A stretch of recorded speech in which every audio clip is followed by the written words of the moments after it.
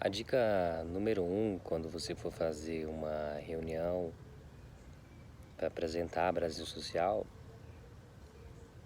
é descobrir quem é que decide. Quem é que decide naquela empresa?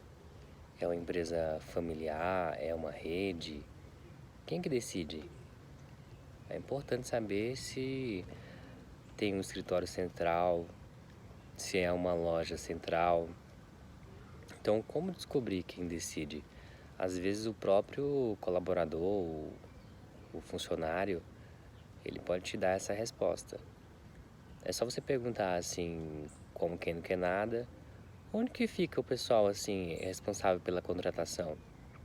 Quem é que cuida da parte de fornecedores? Quem é que decide pelo RH? Isso é importante. Às vezes o próprio funcionário operacional te passa essa informação.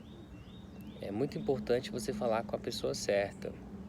Muitas vezes, igual tem uma empresa que aconteceu um caso recente, uma empresa em Ceilândia, chamada Ceilândia de Brasília, Ceilândia DF, chamada Espírito Santo. Uma mulher do RH, que é uma colaboradora, ela não quer de jeito nenhum nada com jovens. Então ela sempre diz não, não, não, não. Até um dia que a gente conseguiu falar com o dono e ele tinha uma visão muito positiva e adorou o negócio. Então aquela velha história, não, eu já tenho. Isso não é verdade. O não eu não tenho. Conseguir um não é algo muito bom, inclusive.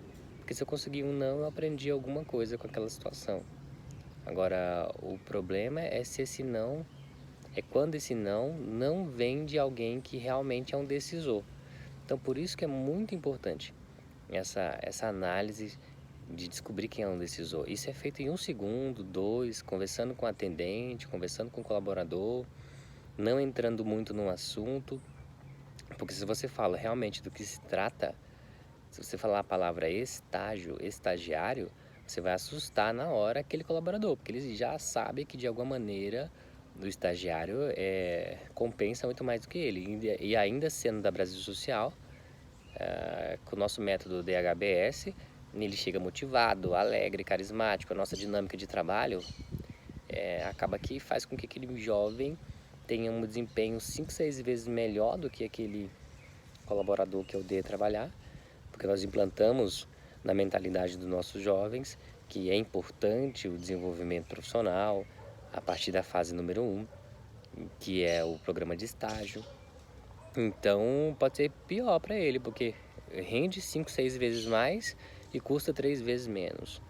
E aí o prazo de experiência do estágio nada mais é do que 2 anos, porque quando você contrata um colaborador da CLT, você tem 3 meses para decidir se aquela pessoa vai ficar ou não. Depois tem uma série de encargos no desligamento, multa rescisória, proporcional, fica bem elevado o custo.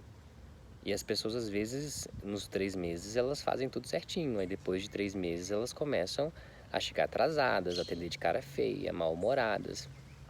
Então, o programa de estágio da Brasil Social permite que aquele jovem, que aquela empresa, conheça realmente aquele jovem. Conheça no dia a dia, conheça na prática, conheça vendo como é que ele age, como ele se comporta. Então, é papel da Brasil Social fazer com que aquele jovem ele se desenvolva.